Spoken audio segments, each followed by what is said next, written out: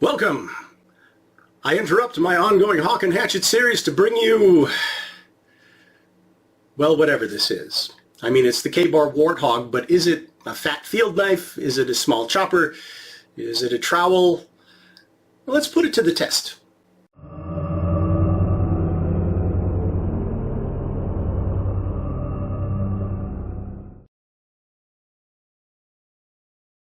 Let's start as we usually do by talking about the sheath it came with, which I'm going to say is, it's interesting.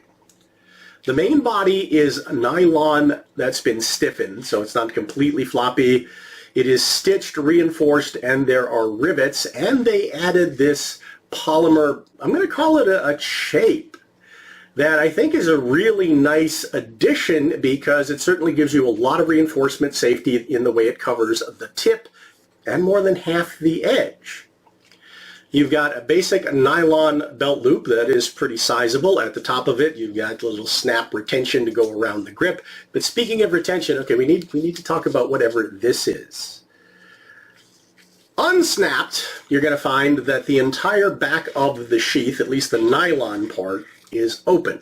Now this would make sense if there was something about the shape of the blade that made it too wide to go into a basically straight sheath. There's a reason you needed to open it, and then this would close it and retain the knife, but it doesn't actually work that way because, well, let me go ahead and snap it shut.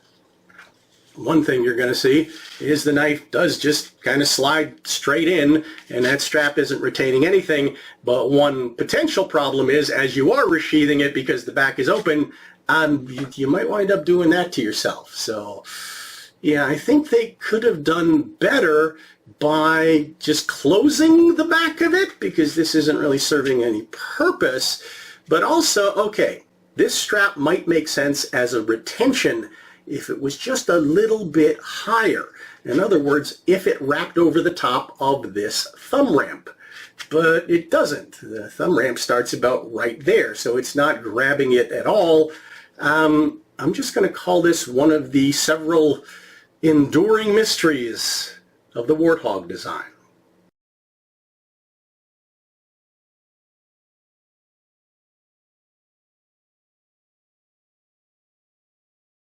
Let's get into the knife itself, starting with the specs. How much did I pay for the thing? As I'm making this, I think currently on Amazon it's going for around $65 US. Chicago Knife Works around $60 US. I'll put the links in the description. And for that, I'm getting a knife made out of, well, I'm not exactly sure. Amazon says 1085, Chicago Knife Works, and the current K-Bar listing says SK5. It might be a generational thing, or in my brief attempt at research, they're very similar steels, except SK5 is manufactured in Japan, so there might be a higher quality process. Let me know, if you have any information on that. The knife itself says it's made in Taiwan.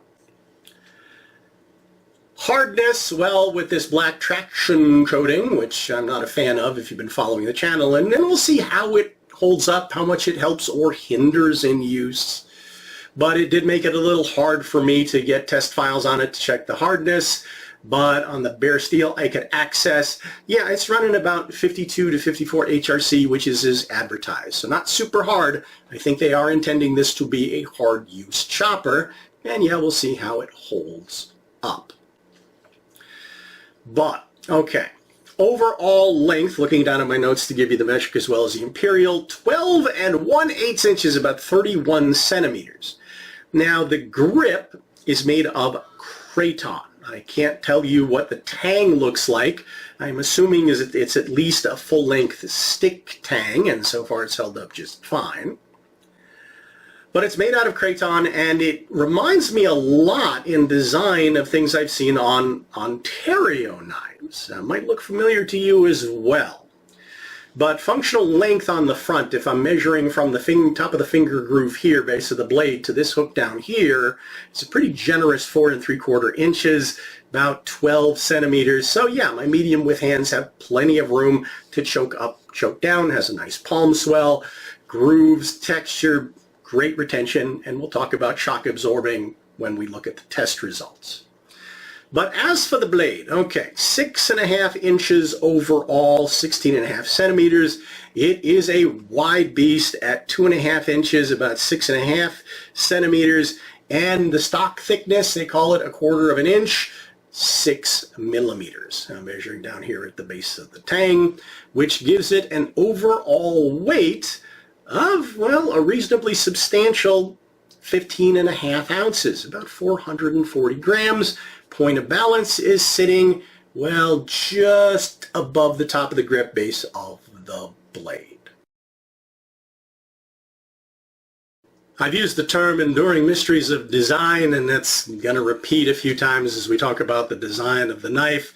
Already kind of talked about the friendly end, how it reminds me of some Ontario knives, though it does have some of those K-bar aesthetics as well. It does have a lanyard hole, nice hook at the base for retention.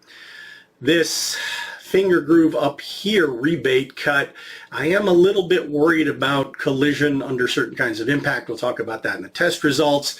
You do also have it cut for a non-jimped thumb ramp for leverage. We'll talk about how that works. We talked about the traction coating, but let's talk about the profile of this blade. Obviously, it's very fat, very broad, not very acute in the tip, and we'll see how that functions. You have basically a high flat grind that then has an edge bevel put on. That's pretty keen. We'll certainly be testing that. Does remind me of the quality of, well, other K-bars that I have. But things get, well, again, a little mysterious when we talk about this side of it. Okay, so first of all, if it's designed to be a field knife, putting traction coating all over the spine gives me no place to strike a ferro rod unless I strip it off, which I might do if I'm going to use it that way. But okay, talked about it being flat ground here, and then you've got this swedge with this kind of straight drop point profile to it. Now this is hollow ground, but then they left about a not quite 2 millimeters of blunt on the back of it. And I'm not sure what that's intended for. Is it for looks? Is it for attempting to lighten the blade? Well, if it's a chopper, we'll talk about this more when we break down the test results. I think leaving more mass in the blade up here would help it out. Also, not having it tapered so narrow here would make it a whole lot easier, as we'll see, to strike it with a baton to split wood with. So yeah, I'm not sure what they intended. It almost suggests that maybe they were thinking, well, maybe you could do some kind of blunt, choppy, breaky sort of thing with it, or customize it in some other way. Like I said, if you stripped off the coating, you could use it to strike a ferro rod. You might be able to put some serrations or another edge or something on here. Yes, the enduring mysteries of the Warthog design.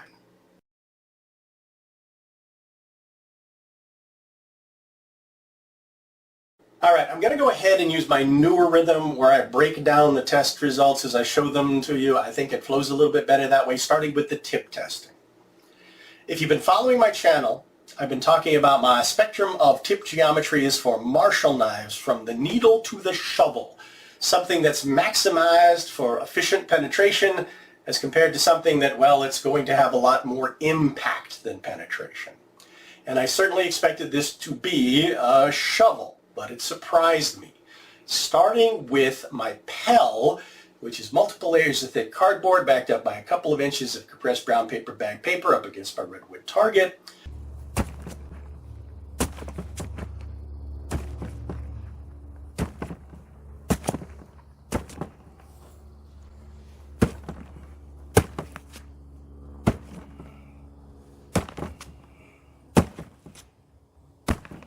Channel into the soft media was, well, as expected, impressively wide because it's a very wide blade, but it also penetrated a lot better, a lot deeper than I expected.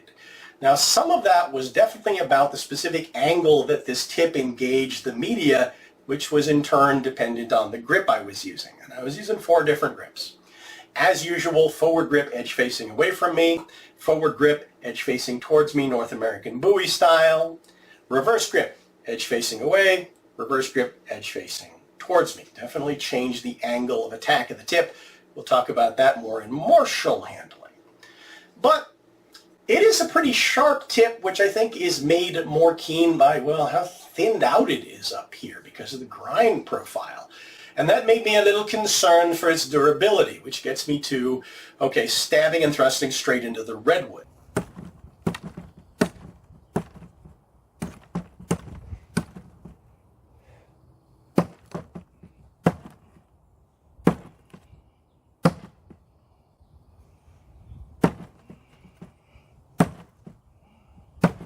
Now, I'm not intentionally trying to break the knife by driving it into wood and twisting it sideways, but I do want to see how the tip is going to hold up if it collides with something more resistant than that soft media, or certain things you might do in utility use, which we'll talk about in those tests.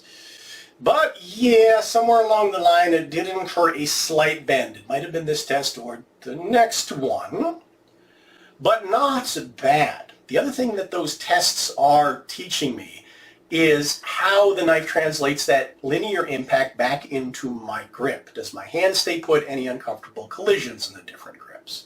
And I was a little worried about colliding with this rebate cut in the base of the blade, but I didn't. My hand stayed perfectly put. It's a very secure grip.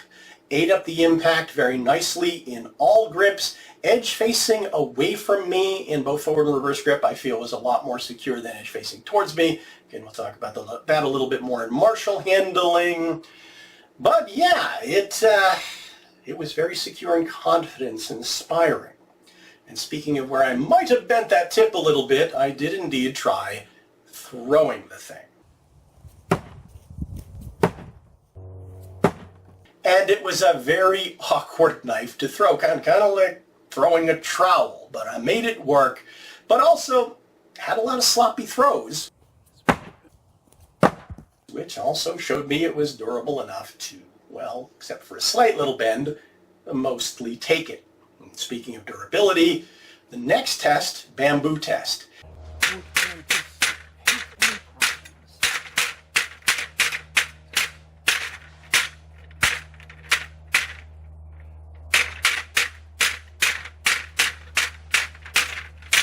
Can I induce chip or roll in a fragile edge? It's K-bar. I expected it would survive that test just fine, but the other thing that I am testing in the bamboo test, I'm not trying to hack through that media. I'm hitting it with the speed and rhythm I would use when I'm fencing sparring. And yeah, this was a very quick, responsive tool against, well, it's kind of a mobile target. Let's talk about more utility-based tests. As a utility tool, I didn't expect this to impress me as much as it did. I started using it for some fine carving.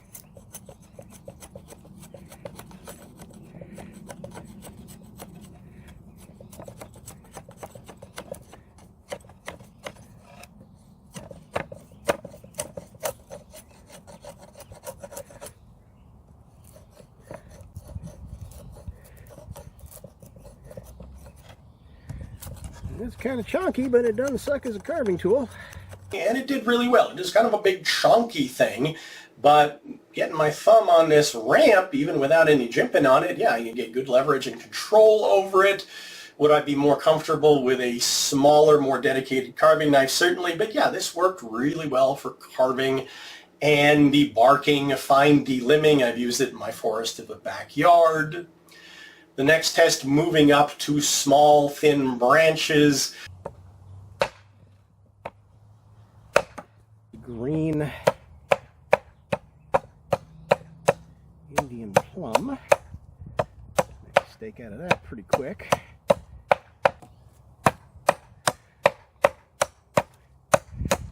Yeah, it's actually a pretty handy tool. Chopping with it, breaking those branches down, and then kind of chiseling the points down into stakes. And this was not only a very keen, effective cutting tool for that, but it was quite controllable. Much more so than some of those small hatchets I've been testing recently. And speaking of performing compared to smaller hatchet, okay, well, I went ahead and chopped into a pretty thick, dry applewood branch. All right.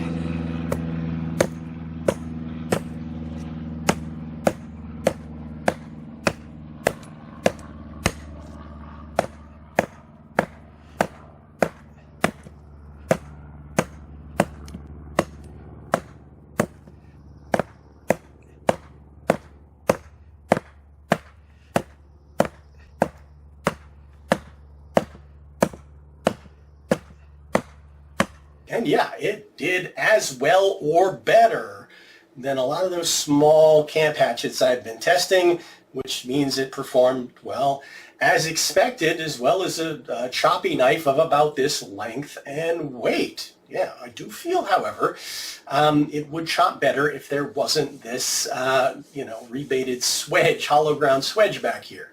A little more mass in the blade would have made it choppier. And that did indeed become a slight concern when I tried batoning. Back edge is probably going to tear up my baton.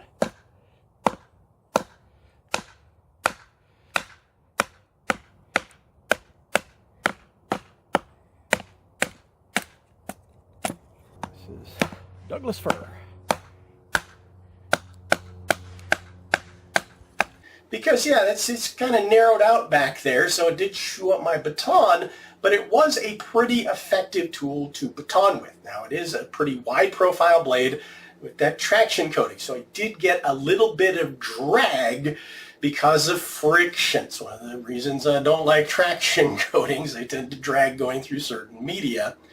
But yeah, it did just fine. It was a perfectly useful tool, and when it came to chopping, grip perfectly comfortable.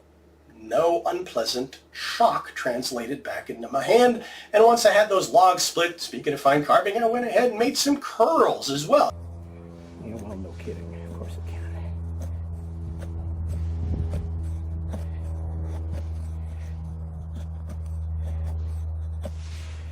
Oh yeah, easy peasy. Thumb ramp works pretty good actually for this kind of close-in leverage. All right, just grab it that way and draw cutting with it. Yeah, I could do that too.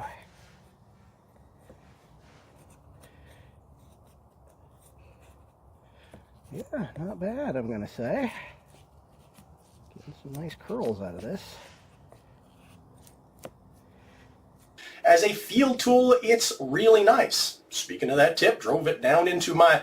Okay, you guys, when I did the Axe Gang axe, you pointed out that I'm having a lot of rebound off my old stand because it was really designed for just chopping with knives. So yeah, I went out and picked up a couple of sections of trunk and made myself something more like a proper anvil chopping block. So being able to drive the tip down and drag media across the blade to do that kind of carving, yeah, I could make that work as well. How did the edge hold up?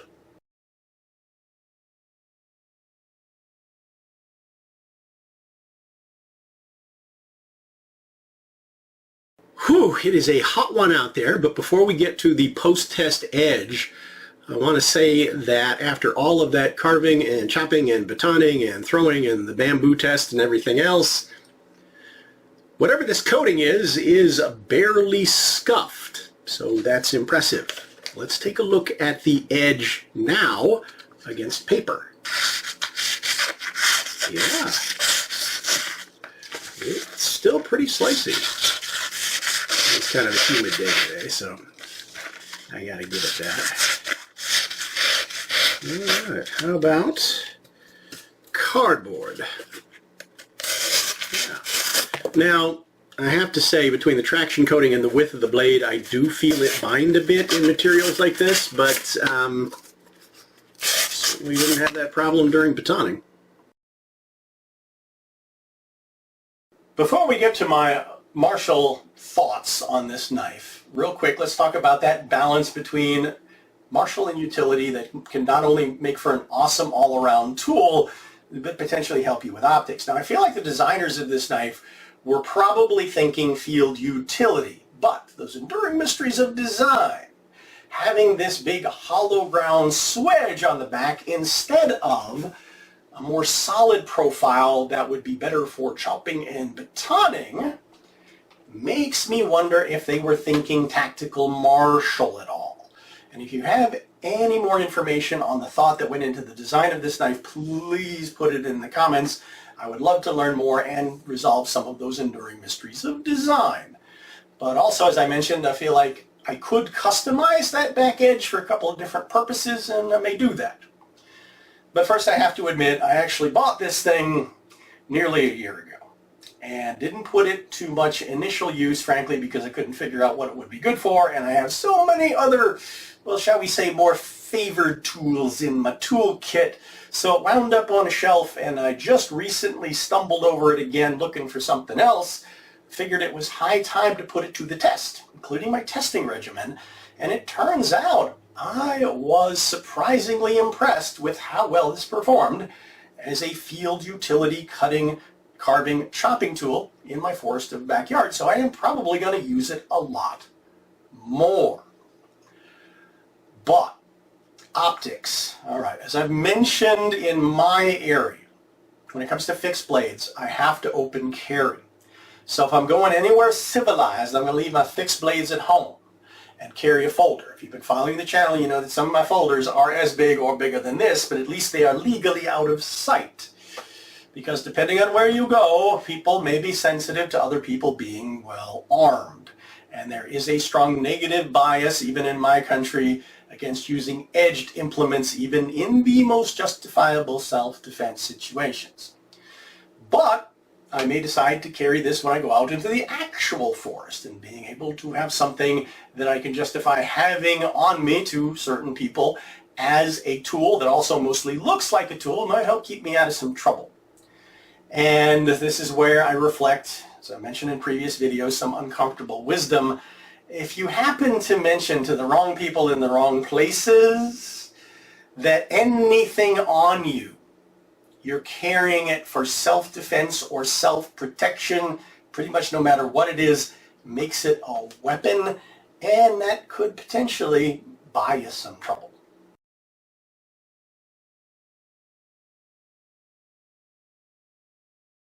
All right, finally, my martial thoughts. We already talked about how surprised I was with this tip geometry in terms of penetration and definitely channel, but it really depended on angle of engagement with the target media. As in, if I was leading with the tip, that's where I got my best penetration, and then the channel of that blade width, yeah, that is big, buoy, devastating into target media. But if I wind up leading with an angle of engagement that hits more like that, that's where I was hitting more like a shovel. It wouldn't penetrate much, it might cut in just a little bit, but I could easily see where resistant material like thick clothing would interfere with that, and it wouldn't be effective. That became an issue depending not only on my angle of attack, but the grip it was in. So for instance, in a forward grip with the edge facing away from me, handshake grip, or yeah, with that thumb grip, saber grip was pretty awesome too. Things were a little bit backwards for me. I'm used to using this for more straight thrusting, but here I was getting tip on more if I went around corners in more circular stabbing angles. Whereas with the edge facing towards me, North American Bowie style, where I would normally get good cutting action in the arc of a stab, now I was finding I was getting better tip engagement if I was doing more straight thrusting actions against the target. So that's something I had to get used to, something that was unexpected. And there was a similar bias in reverse grip. If I was edge facing away from me, I was finding I was really leading with that tip in the arc of the stab. This is where I got some of my most devastating, powerful penetrations into the target media. But when I reversed the edge towards me, I found myself landed like that a lot more. This is normally where I get more back cutting action in the stab or back cut, and it wasn't nearly as effective. All right, what about other uses of the geometry? Well, I got a lot of belly here and a pretty keen edge, but also I feel like this knife crosses a line in terms of having just enough length, just enough mass that I could make functional, realistic use of the edge. Whereas if it was smaller, or even of this length but lighter, realistically speaking, my primary tool is going to be my tip. the edge is not going to do a whole lot more than maybe wound or intimidate. But here now, I feel like I've got a good slash. I've definitely got good snap cutting mechanics with it, and I could use it for bigger slashes, hewing cuts, even chopping actions. Starting to cross that line into a knife that functions more like a short sword, even though it's not terribly long. What about the back edge? Well, okay. Hollow grind narrows it out, but it is blunt, square-cornered. Could I make any use out of a back cut? Well, as it turns out with the tip geometry, if I do my normal back cutting actions, I'm leading with the tip, so I may actually be able to make some use out of that. And then I've got to consider what I might do to modify that back edge. Could I sharpen it? Or one thing I've been thinking about doing for utility use, serrating it. Imagine what serrations would do, especially if I rotated edge towards me North American Bowie style. Now, not only is snap cut or slash leading with the tip, it might be leading with whatever's going on here. And even like it is, if I landed that just in the right vulnerable spot, it might have some impact. Speaking of impact, all right, might be able to do a little bit with the flat, not much. Striking with the spine, intercepting, but when it comes to intercepting, I really don't feel like I have enough length to be able to use this defensively to block, parry, displace another weapon. So defensively speaking, I'm going to be relying on what the rest of me is doing, what my other hand is doing, what I might have in my other hand combined with this. There's a lot of possibilities that I don't want to get into here, but food for thought. What about reverse grip? All right, we got to talk about transitioning to reverse grip. Now, you've already probably seen me do the lazy thing, which is finger twirling. Yeah, it's narrowed out just enough here, even though it's a stubby, chunky beast, that I can get away with it. But I don't recommend it. It's not very secure. It's easy to fumble, and I don't feel secure doing it myself, even though I've been doing it forever.